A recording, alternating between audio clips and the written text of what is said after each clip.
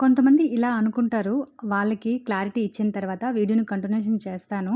నేను 5వ రోజు అమ్మవారికి ఏ ఏ నైవేద్యాలు పెట్టాను, ఎలా పూజ చేసుకున్నాను, ఎలా అలంకరించుకున్నాననేది మీకు చూపించబోతున్నాను. నా వీడియోని స్కిప్ చేయకుండా చూస్తే మీకే అర్థమవుతుంది. అలాగా ఆలోచించిన వాళ్ళకి చిన్న క్లారిటీ ఇస్తాను.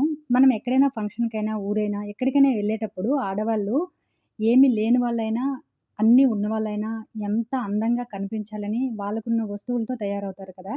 పూజలు అంతేనండి.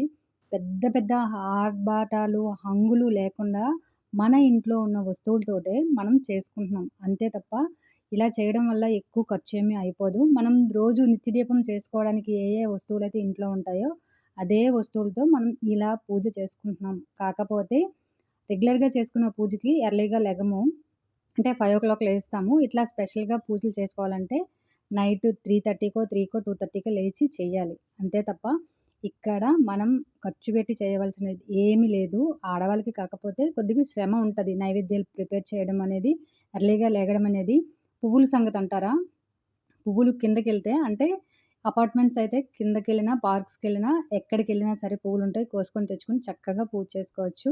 అంతే తప్ప మగవాళ్ళు సంపాదించింది ఇంట్లో ఆడవాళ్ళు ఊరికనే ఖర్చు పెట్టరండి. ఇలా చేయడం వల్ల పాజిటివ్ వైబ్ అనేది ఇంట్లో వస్తుంది. బయటికెళ్తారు కాబట్టి మగవాళ్ళకి ఏం జరగకుండా ఉండాలనే ఇలాంటి పూజలు చేసుకుంటారు. ఎందుకంటే ఇంట్లో కూర్చొని హౌస్ వైఫ్స్ కోసం నేను చెప్తున్నాను. జాబ్ చేసిన వాళ్ళకైతే మనీ పరంగా హస్బెండ్‌కి హెల్ప్ చేయొచ్చు. పూజలు చేసుకుంటారు కూడా. కానీ మా తరపున హౌస్ వైఫ్ తరపున మనం ఏదైనా చేయాలి మగవాళ్ళకంటే ఇంట్లోన, బయట అతను హ్యాపీగా ఇంటికి రావాలంటే ఇట్లాంటివి చిన్న చిన్నవి చేస్తే గాడ్ బ్లెస్సింగ్ ఉంటదని చిన్న ఆశ. అంతే తప్ప ఏం ఖర్చు పెట్టేసి ఆయన డబ్బులు ఏం పాడు చేసామండి.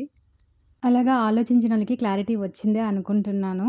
అది పక్కన పెడితే ఈరోజు 5వ రోజు వరాహ అమ్మవారికి నేను నైవేద్యంగా చిలకడ దుంపలు, స్వీట్ కార్న్, వడపప్పు, బెల్లం, పంచామృతం, పానకం పెట్టుకున్నానండి.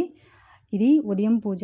నిమ్మకాయ కుంకుమతో అష్టోత్తరం చదువుకొని అభిషేకంలాగా అంటే అష్టోత్తరం చదువుకొని కుంకుమ పూజ అనేది చేసుకున్నాను. ఉదయం ఇలా చేసుకుంటానండి. సాయంత్రం అయితే కందదీపం వెలిగించుకున్నాను. అష్టోత్తరాలు కూడా చదువుతాను. మూలమంత్రం కూడా చదువుతాను. ద్వాదశ నామాలు కూడా సాయంత్రం చదువుతాను. నైవేద్యం కోసం మళ్ళీ వడపప్పు, బెల్లం పెట్టాను. యాపిల్ పెట్టాను తాంబూలం కింద. మిరియాల రైస్ నిన్న చేశాను కదా! ఇప్పుడు మాత్రం పప్పు, హాట్ పొంగల్‌లాగా చేసి పెట్టాను. కందదీపం అయితే చాలా హ్యాపీగా అనిపించిందండి. మా ఆయన పంపిస్తే రౌండ్‌గా తెమ్మంటే చిన్నగా అంటే క్రాస్‌గా తెచ్చారు. అయినా నెయ్యేసి దీపం వెలిగించుకున్నాను. ఇలా చేసుకున్నానండి ఈ 5వ రోజు అమ్మవారి పూజ. నా వీడియో నచ్చినట్లయితే ప్లీజ్ సబ్స్క్రైబ్ చేయండి, లైక్ చేయండి, షేర్ చేయండి.